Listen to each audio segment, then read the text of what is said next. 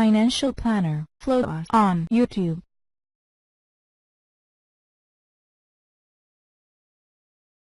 Damn it. I got to get good at that one day.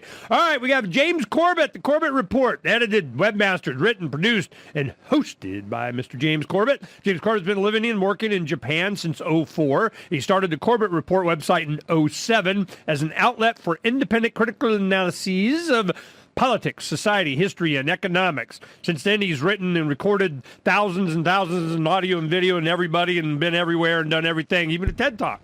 You know, I thought that was cool. Okay, now, these are the latest videos. Well, I'm just going to rattle off a bunch of them here, and we'll get to, I know which ones I want to talk about. Welcome to the driverless future, where they just lock the doors and deliver you to the police station. Minority Report.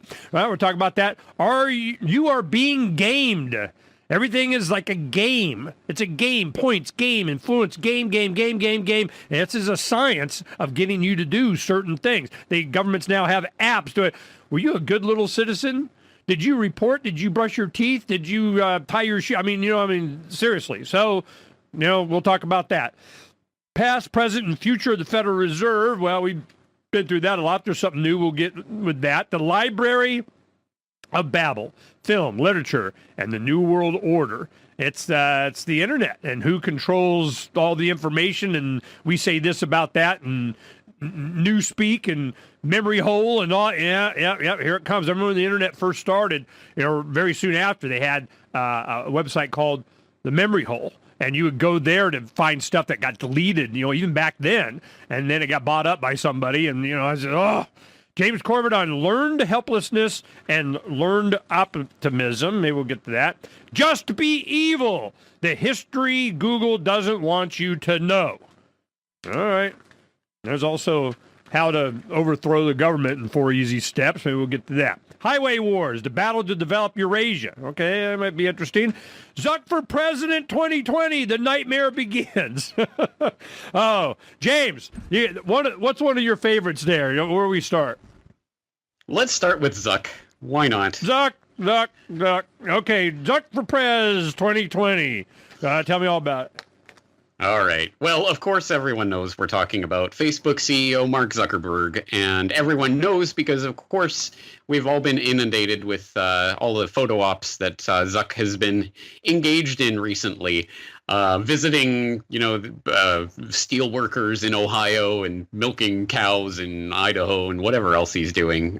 It's ridiculous. It's part of his annual pledge or whatever. He does an annual challenge for himself, and this year's challenge was to go to every one of the U.S. 50 states that he hasn't been to before and meet ordinary working people, a.k.a. this is the beginning of his step into politics. I think we all see this coming, and I'm not just making that up off the top of my head. He has hired one of the Clinton/Obama top pollster/advisors to be an advisor for him, and he has put in a special clause in the Facebook CEO, what do you call it, the changeover of power contingency plan, so that there's a special clause in there. He can continue to run Facebook if he ever does something like, go and work for government. That's specifically in his contract now. So his secession thing, or what do they call it? Yeah, succession. That's it. Right. Okay. Right. Well, what does it say? I mean, how is that going to happen? How does he? What do you mean he still gets to what? They're all over Trump's butt for even having anything. Yeah, I mean, it is bizarre. I mean, but I get to keep my control the universe card. Yeah, exactly. Well, this is in the Facebook internal policy or whatever for the succession. And it was written in there. Zuckerberg was involved in negotiation on this point specifically with whoever it was. I can't remember. And there was some controversy that the person who was advising him about this was advising him, not the shareholders of the company. But at any rate, it's in there. And I've got a link in my article to the TechCrunch article talking about this back at the beginning of the year when it was revealed. Oh, yeah, by the way, he's got it worked in. And I think it's probably intended more for like a congressional stint or a Senate stint or something like that. But who knows? I mean, I'm sure. Psych, it's president. Dun, dun, dun. Yeah. Well, one day or another, he's going to try to run for it. I think it's pretty obvious by now. And I think that's just I mean, that's a telling sign of so many different things. I mean, obviously, right now we're going to see the celebrities running for office kind of thing kicking off with The Rock and Kid Rock. Am I getting that right? Oh yeah, that's right. That's right. Yeah. Kid Rock can't run. He's got to use his real name. Damn it. Yeah. Like it matters. You know, who cares? The Zuckerberg doing this. You get the impression that he's been on the shelf and supported by, and it's kind of a deep state in-Q-tel of we got this guy from beginning kind of thing. Yeah. Yeah, isn't he supposed to be associated and somehow by blood he's really the child of somebody? Is that true? What was that about? I don't even know specifically what you're saying, but I'm sure that rumor has been floated out there. Everyone who's anyone is the secret love child of someone. Yeah, something like that. So they say. I don't care. Here's the stuff that we do know. We have documentation on. Everyone's seen the Hollywood version of the story of The Social Network, written by Aaron Sorkin, right? Funny how he didn't include some of the more interesting pieces of that story. If we're talking about the founding of Facebook, like not that CIA meeting, right? well, how about the chat logs that got leaked, that were from 2004, just when he was starting up the site, and he was chatting with a friend, and he said, "If you ever need info about anyone at Harvard, just ask." And his friend says, "Well, what's going on? What happened?" And he tells him he's got the personal details of over 4,000 Harvard students now. And his friend says, "How do you manage that?" And Zuck says, "They just gave it to me. Hey, I don't asked know." him. He said, "They trust me. Dumb." And then I'm not sure. I guess I can't swear on air, but dumb F's is what he says right there in the chat logs. And not just that. Not only did he treat his users with contempt from the very beginning, but then he went ahead and used some of the information they provided him to hack into the email accounts of some of Facebook's earliest users. That is documented. That really happened. And this is the guy. Run for president. Run for president. Yeah. See, this would be awesome. I don't know what the hell they're thinking. You know, this is going to, it's like Big Brother, you know, going to therapy and you get the video or something. It's absolutely mind-boggling that this guy is not universally hated. I can't imagine anyone who likes him, but I guess that's maybe a reflection of the circles that I run in. But if you are looking for the CIA connection, of course there is one. It's a little bit tangential. There was Jim Breyer, who was the managing partner of Excel Partners, which is a venture capital firm that invested $13 million of startup money in Facebook way back at the beginning in 2005 when they were doing their first round of funding. Jim Breyer was the head of the National Venture Capital Association, along with Gilman Louie, who was the CEO of In-Q-Tel. What's In-Q-Tel? It's the CIA's own venture capital firm. So there's at least a two-step. So they insulated themselves just a little bit. Yeah, we didn't directly invest in Facebook, just so a little bit. Okay. We do. But then look at one of the other earliest investors, Peter Thiel, a Bilderberg attendee, and not just an attendee, a steering committee member. So I mean, come on. Yeah, no, this is Zuckerberg running. That would be awesome. I'm just do it. And then let me see, against who? Trump. I think it'll come out. That'll be awesome. All right. More entertainment for the rest of my life. We'll be right back. Roads, it's the Ernest Hancock Show. Where we're going, there aren't any roads. No roads. All roads lead to, to home. That's all I'm really worried about. I'm going to find home. All right. James Corbett, we got the subject of, Mark Zuckerberg running for president of the United States of America from Facebook. That is, man, they're going all in on that one. I've seen this before. It's like you take the bench, and you're putting it on the field. You're going to the back office. You're getting, when they had, I tell you the feeling, now maybe you remember this if you're old enough. When George W. Bush picked Dick Cheney as the VP guy, I go, man, they don't want to be like Satan. They just want to have him sitting on the throne kind of thing. It's just they go to the back office and they bring the boys up and they just set them right there and we'll just get to it. you know? So when they do this kind of, Zuckerberg thing or something, they're all in. I'm going, okay, they that worried? It's just, I don't know. Maybe the data from Facebook is telling them there's a lot of pissed off people out there, and you can dial and tune and do whatever. And do you think it's just Zuckerberg and friends? There is every freaking government on the planet, influence, marketing, corporate CEO, we rule and pluck from the minds of the people some money to buy my crap. I mean, it's to get you thinking and doing certain. This is the internet, man, it gives you a lot of information. My thing is, I don't think that they can get away with it because of human nature. We are built certain things, a stimulus, the maximum pleasure, least pain, and they cause a bunch of pain and not you. So they have to change us. Can they change us with an internet? Do they have to use chemicals? Do they have to use conditioned response? Do they got to scare the crap out of you and offer solution and this, what they call it, Hegelian dialectic kind of stuff? I mean, what do you think, before we go on to something else, why Zuckerberg? Is it because he loves humanity so much? I mean, why do you think they're doing this? It's because he's filthy stinking rich and clearly, I don't know, if not psychopathic, at least clearly does not exhibit normal human traits. I mean, there are literally questions up on whatever, Quora.com or whatever, is Mark Zuckerberg a robot? There is something very strangely mechanical about him. I think the Bush analogy might actually be a particularly apt one, because if it came to a Zuck presidency, or at least even a campaign, it wouldn't, to my mind, it wouldn't be the question of Zuckerberg being the president. It would be, who'd he be picking for a running mate? Who would be the Zuckerberg VP? Because I imagine that would be who would be really running the show. So I mean, it's just that he represents a certain clique and clearly has the cachet and the name recognition and whatever, and is interesting enough to perhaps get some people's attention on the left side. Of the spectrum. So they have gone out and they're looking at the farm teams, the minor league. Who they're going to bring up? Okay. And they go, Mark, it's time to pay your dues, man. And, of course, they do it in a different way. They squeeze your bicep and go, ooh, you're so strong and you're so smart and you're going to save the planet and we want to help and please. And, because you're the only one. Whatever it is they got to do. And then if he goes, nah, they got to go, no, you the one. Feel me? So I'm getting the impression that he's got to be a willing participant in this, what they got to do to manage him.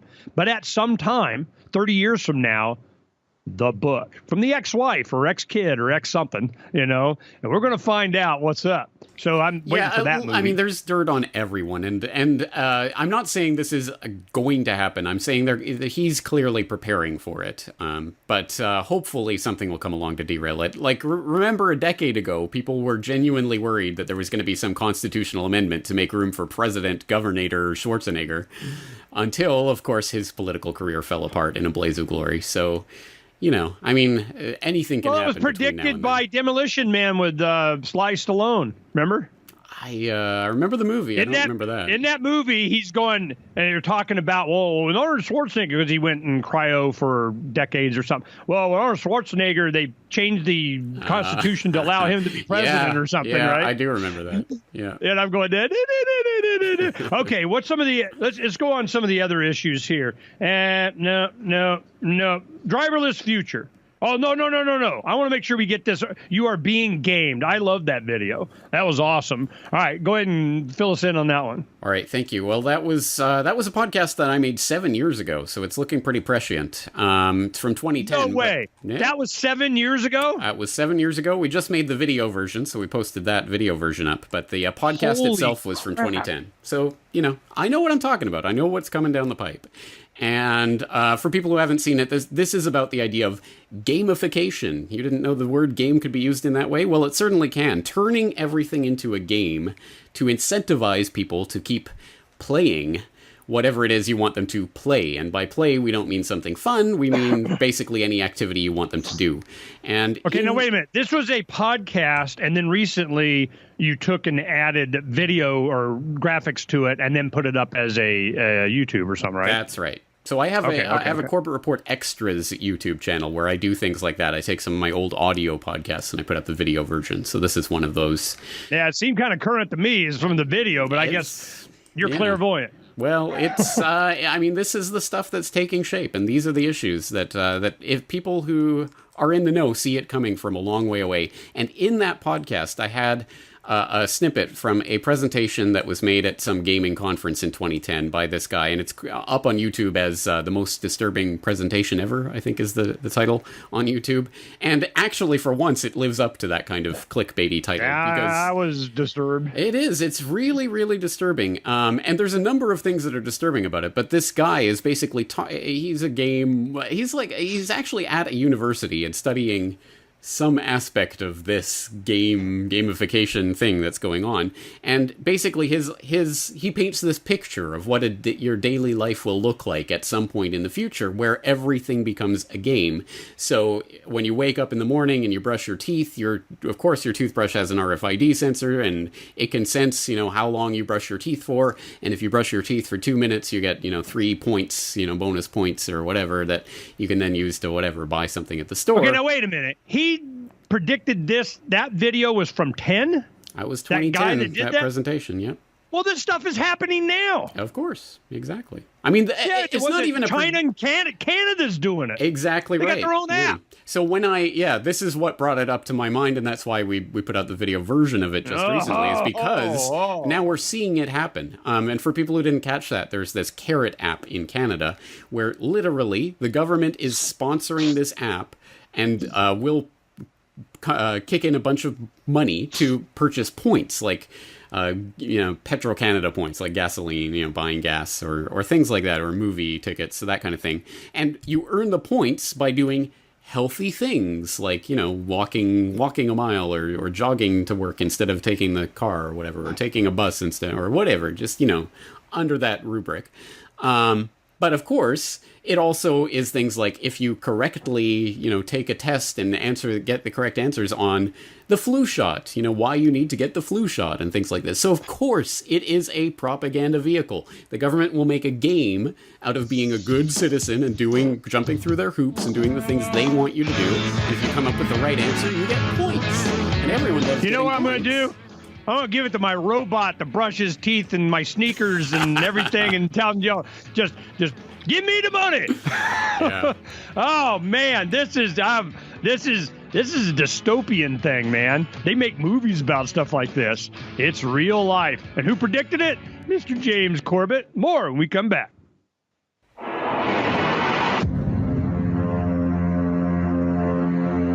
It's time for Declare Your Independence with Ernest Hancock. To be a part of the show, call 602-264-2800. Welcome back. James Corbett, Corbett Report. Oh, all kinds of good clairvoyant stuff. We can see the future.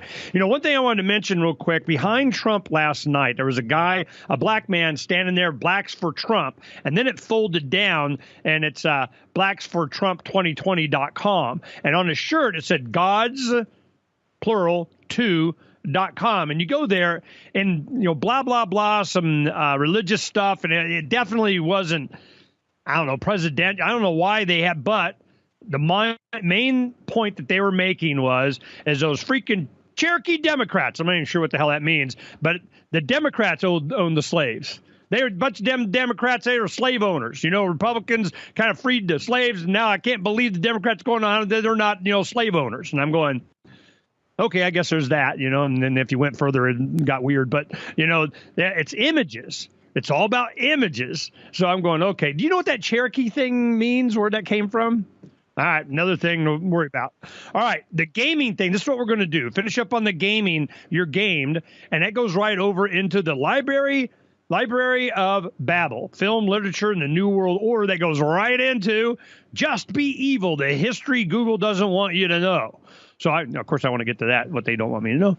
But let's go ahead and finish up on the gaming thing and segue into these others. Well, I just wanted to make the point that one of the things that I found creepy about that presentation we were talking about in the last segment, about this guy talking about how everything's going to be gamed and you're going to be getting points for every good thing that you do, quote unquote, all day, which, as we say, is already happening now with this new Canadian app, and probably coming to a town near you pretty soon.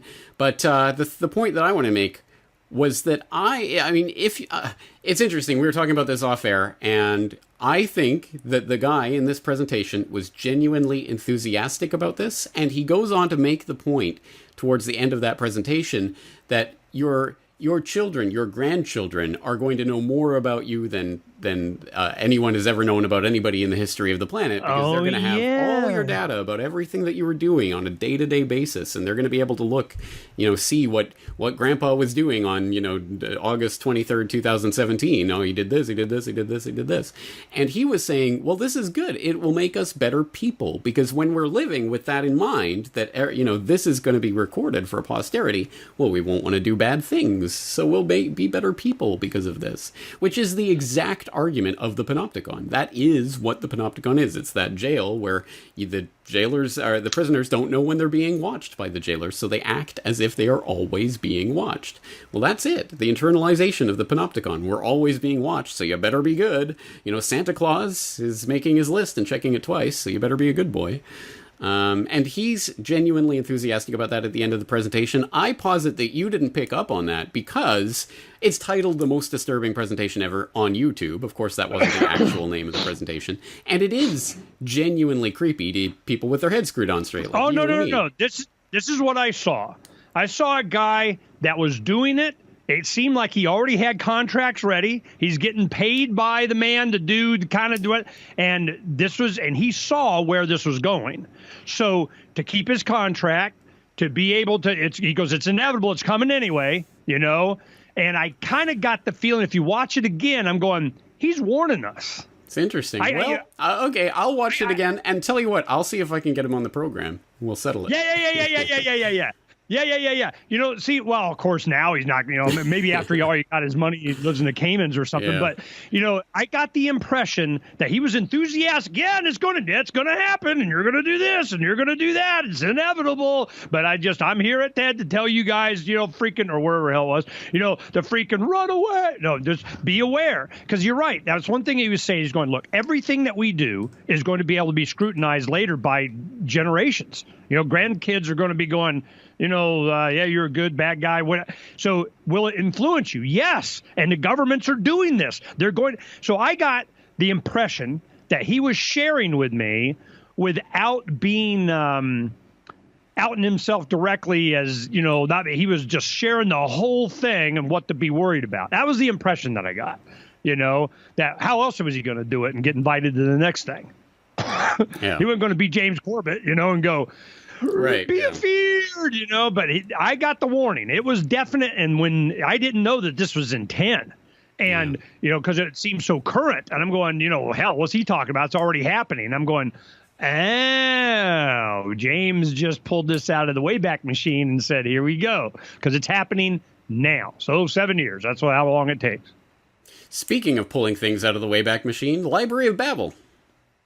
Yes. So that one, what year do you think that was from? Let's see. Let me get to you it. Can't cheat. Don't look it up. It's from 2015. Well, no. I just wanted to look at the whole title here to see what the deal was. Because I remember watching it. I don't know where it came from. Alexandria. I mean, I don't know. It was Google. It's just the internet. It's having all. Yeah. And why'd you say Babel? That's the Tower of Babel. Why'd you call it Babel? Okay. Well, first of all, this isn't me. This is Jorge Luis Borges, who was a great Argentinian writer. If you have not read Borges, you have not lived. So please go out and read his collected short stories. They're widely available. You can get into them quite easily, and if you're anything at all like me, you will find them fascinating. He writes these amazing, mind-bending, mind-blowing stories, like usually in an essay-like style about things that never existed but could, kind of things. I can't even describe them, but anyway. Like Brazil or something, or Kurt Vonnegut kind of stuff, or... Yeah. Maybe a little bit, but really mind-blowing, crazy stuff. But anyway... Sci-fi? Kind of. Some of it could be sci-fi-ish, I guess. But anyway, so one of his stories was called The Library of Babel. And so I do a podcast, Film Literature in the New World Order, where I talk about books and movies and things. So as part of that, I talked about The Library of Babel 2 years ago, back in 2015. This is an old story. It's from, 19... 20s or something. I don't know. And the story is about a library that is essentially infinite, or at least for all intents and purposes, infinite. And it consists of room after room after room after room, hexagonal rooms, and on each of the 6 sides are 5 long shelves, and it from basically the floor to the roof, covered in shelves of books. And in these books is every possible combination of the letters and spaces and periods and commas, I think, are all of the characters. Every single possible permutation are just filling these books. And so there's billions and trillions and quadrillions and zillions of books, filled with all of these. And the amazing mind-bending part of Borges' story is he makes the point that every single thing in existence, everything that has ever been written, all of the works of Shakespeare, the Bible, the exegesis of the Bible, the true story of your entire life. Financial Planner, Flow on YouTube. Millions of fake stories about you and your life. Everything that could possibly be written is in these books, because every single permutation of letters is in these books. But the point is, the library is so large that you could and probably would spend your entire life going through the library and not finding a single sentence that actually made sense in any of these books, because there's so many possible permutations that 99.99999% of it is total gobbledygook, right? It's a mind-blowing idea. And when I read this, I was in university, and it was just, Well, I'm going to blow your mind even more. It actually exists. Yes, it does, online now. It was you can go and put in any phrase, and all they have is 26 characters, I think, periods and commas. And you go in and put in any phrase, anything you write, Shakespeare, anything. There is enough. It's like monkeys pounding on a keyboard. And you have somewhere in this file has that whole thing, because it's an infinite number of combinations of characters, and it's there somewhere. So, boom. Well, James already knew, so his mind's not blown. He's still there. We'll be right back.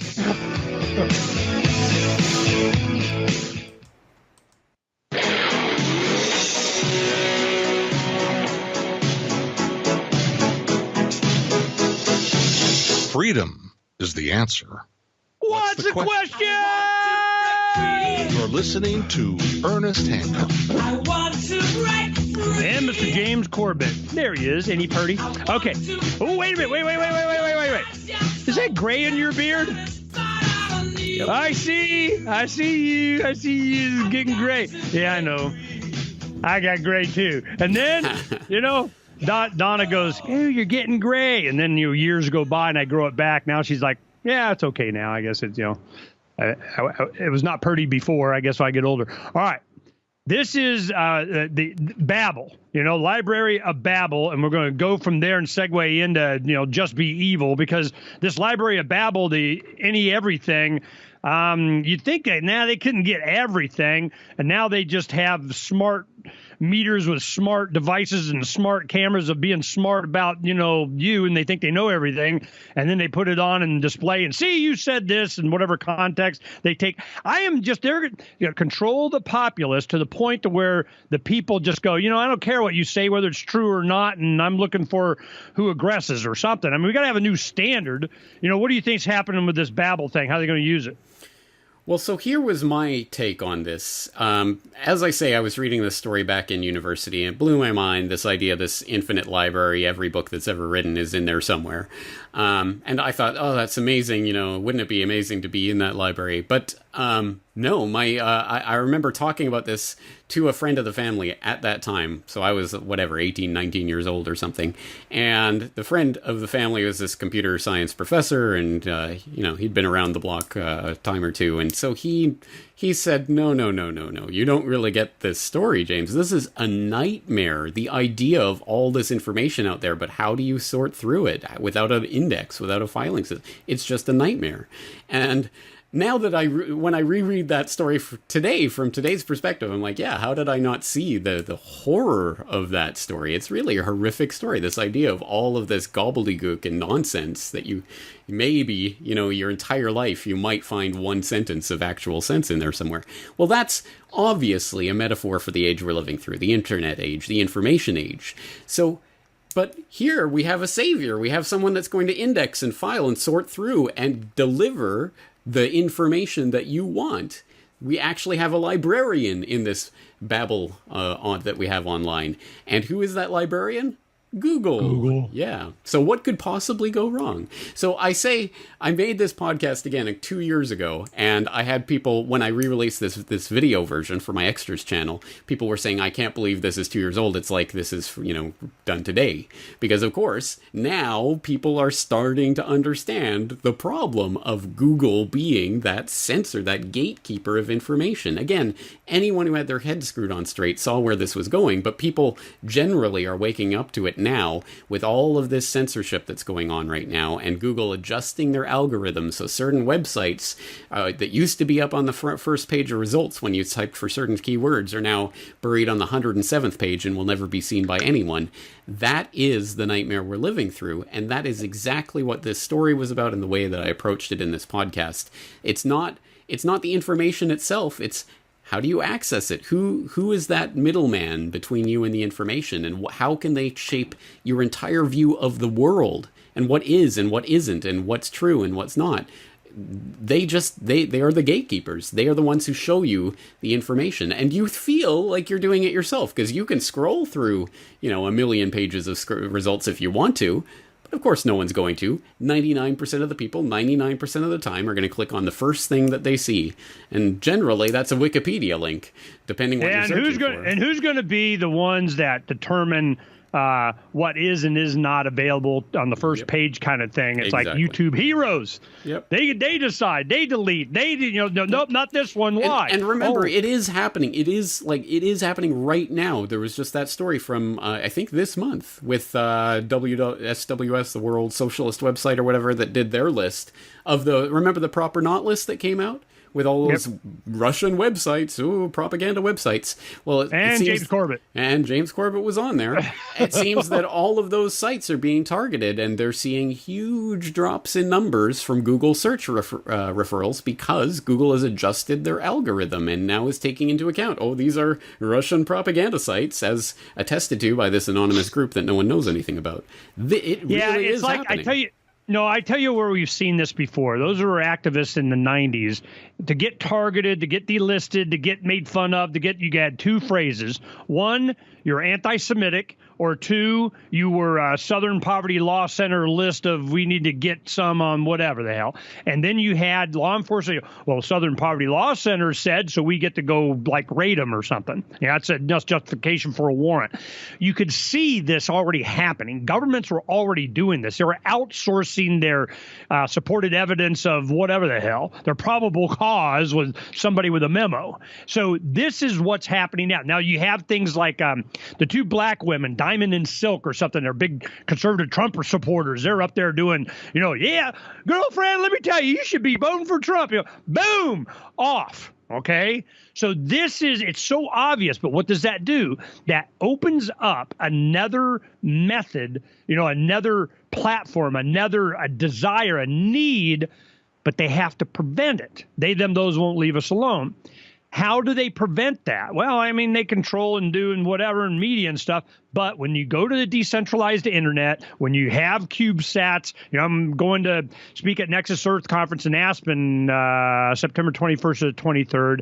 And the whole point of that is decentralization of everything, the next wave of crypto and satellite and mesh network of Bite Me. So when does that happen? I don't know. It's happening now.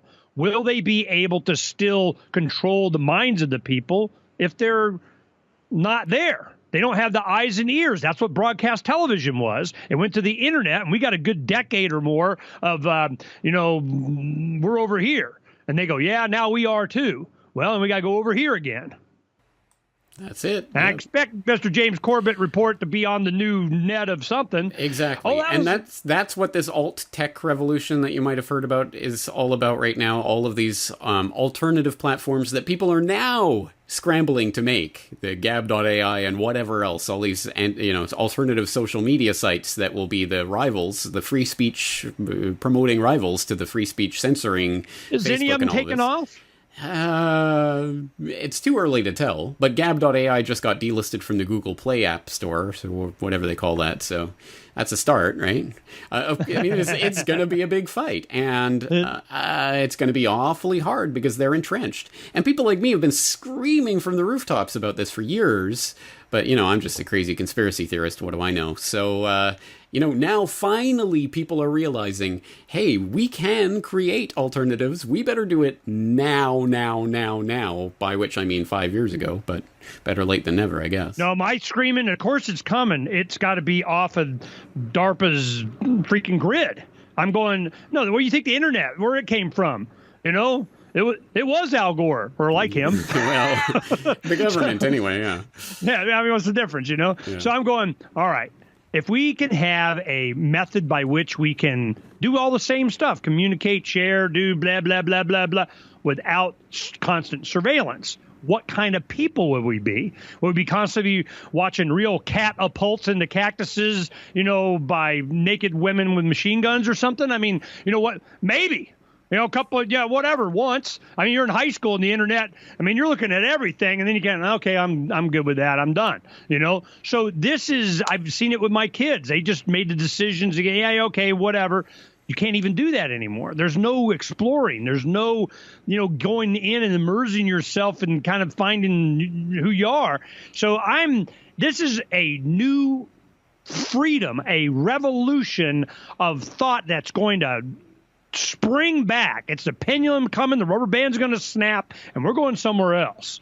And I see it building up, and you're describing it. Yep. And I'm just sitting here in the watchtower, seeing what's happening, seeing what's coming, knowing that we were going to arrive at this spot at some point, and here it is. We're 2017. It is coming right now. And just in the last week, there's been so many stories about Cloudflare, of course, taking down the Daily Stormer or whatever, but also taking down Cody Wilson, Ghost Gunner.